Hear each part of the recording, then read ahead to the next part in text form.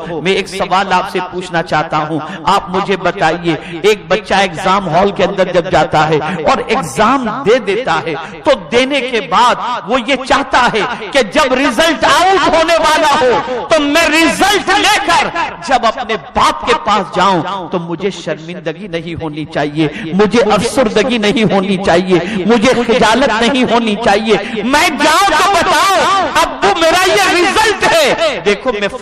میں ڈسٹنکشن لے کر کے آیا ہوں، میرٹ لسٹ میں میرا نام آیا ہے۔ جس کے ذہن میں یہ خیال ہوگا کہ ریزلٹ کے بعد میں اپنے باپ کے سامنے شرمندہ نہ ہو جاؤں، پھر وہ پڑھائی کرتا ہے، وہ محنت کرتا ہے، وہ مشقت کرتا ہے، وہ راتوں کو جاگتا ہے، وہ ٹائم پاس نہیں کرتا۔ اے رسول اعظم کے دیوانوں، یہ مثال سمجھنے سمجھانے کے لیے ہے، اللہ کی ذات ساری تمثیل سے پاک ہے۔ قرآن کہتا ہے فَمَنْ كَانَ يَرْجُو لِقَاءَ رَبِّهِ، جو اللہ سے ملنے کی تمنا رکھتا ہے، یاد رکھیں ہر ایک کو اللہ سے ملنا ہے اس دنیا سے گزر جانے کے بعد۔ تو اب جس کو ملنا ہے، ملنے والے کی دو پوزیشن ہوتی ہے، ایک جب خدا سے ملو تو شرمندگی ہو، اور ایک جب خدا سے ملو تو تمہارے چہرے پر خوشی ہو۔ اللہ اکبر۔ تو جس کو شرمندگی کا خیال ہوتا ہے کہ میں شرمندہ نہ ہو جاؤں، اس کی پوزیشن یہ ہوتی ہے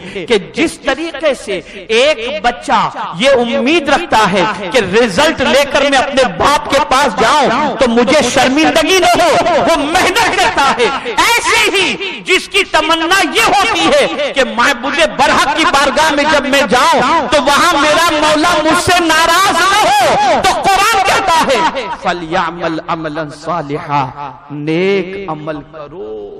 تو آپ بات سمجھ گئے ہوں گے کہ جس طریقے سے ایک ریزلٹ اچھا لے کر باپ کے سامنے جانے کی تمنا رکھنے والا انسان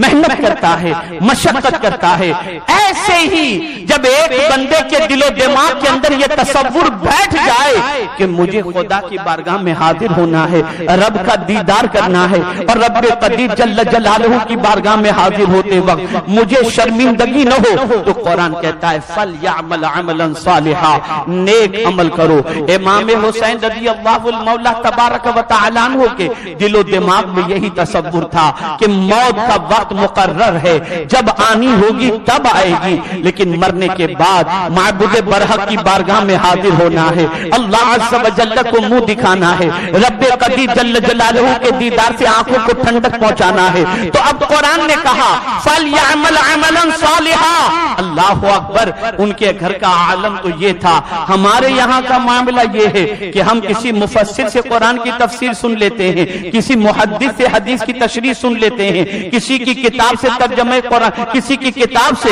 قرآن فہمی کا جو ہے جذبہ پیدا ہو جاتا ہے، اور قرآن کے کچھ اسرار و رموز سیکھ لیتے ہیں۔ لیکن جس حسین کا عالم یہ ہو کہ باب مدینۃ العلم سے قرآن سیکھے ہو، ان کی قرآن فہمی کا عالم کیا ہوگا، ان کی قرآن کی سوچ کا عالم کیا ہوگا، ان کے قرآن کو پڑھنے کا عالم کیا ہوگا۔ اللہ اکبر۔ میرے پیارے آقا صلی اللہ علیہ وسلم کے پیارے دیوانوں، جن کے والد کے قرآن فہمی کا عالم یہ کہ ارشاد فرماتے ہیں کہ اگر باپ کے نقطے کی تفسیر بیان کروں تو 70 اونٹ کتابوں سے لاد دیے جائیں گے، آخر ان کے علم کا عالم کیا ہوگا، قرآن فہمی کا عالم کیا ہوگا۔ یاد رکھیں اکابرین کی سچویشن یہ تھی، صحابہ کی سچویشن یہ تھی، تابعین کی سچویشن یہ تھی، اولیاء کاملین کی سچویشن یہ تھی کہ وہ قرآن پر عمل کرواتے تھے۔ خود فاروق اعظم کا عالم یہ تھا کہ جب تک کہ ایک آیت پر کما حقہ عمل نہ ہوتا، وہ دوسری آیت کے سیکھنے کے سلسلے میں تھوڑا سا گریز کرتے تھے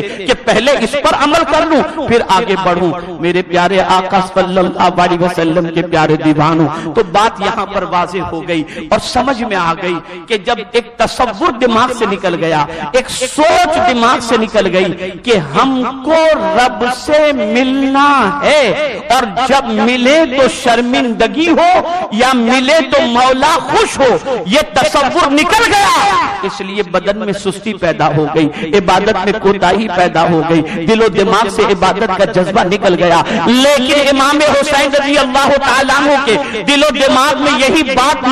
موجود تھی کہ موت کا وقت مقرر ہے، جب آئے گا اور موت کے وقت موت کی وادیوں سے گزرنا ہوگا، تو رب قدیر قدیر کے حضور حاضر ہوں گے، تو اب حاضر ہوتے وقت ہمیں پروردگار کی بارگاہ میں شرمندگی نہ ہو، اس کے لیے کیا ہونا چاہیے؟ تو قرآن نے کہا فَلْيَعْمَلْ عَمَلًا صَالِحًا۔ اب عمل صالح تو بہت مختصر لیکن جامع تعریف ایک مفسر نے کی ہے اور بڑی پیاری تعریف کی ہے۔ ارشاد فرماتے ہیں عمل صالح سے مراد یہ ہے ہر جائز کام خدا کی رضا کے لیے کرنا، یہ ہے عمل صالح۔ جو بھی نیک کام کرو کس کے لیے کرو؟ کس کے لیے بولو؟ اللہ کے لیے۔ قرآن مقدس نے اس کی تاکید جا بجا فرمائی ہے، وَأَتِمُّ الْحَجَّ وَالْعُمْرَةَ لِلَّهِ، حج اور عمرہ کمپلیٹ کرو اللہ کے لیے۔ وَلِلَّهِ عَلَى النَّاسِ حِجُّ الْبَيْتِ، اللہ کے لیے حج، بیت اللہ کا حج۔ یہ ساری تاکیدیں قرآن مقدس میں موجود ہیں، اور حضور صلی اللہ علیہ وسلم نے تو ایک بات کہہ کر اخلاص کی ایک عظیم دعوت ہمیں عطا فرمائی، ان صلاتی و نسکی و محیای و مماتی للہ رب العالمین، کہ بے شک میری نماز، میری قربانی، میرا جینا، میرا مرنا سب کچھ رب العالمین کے لیے ہے۔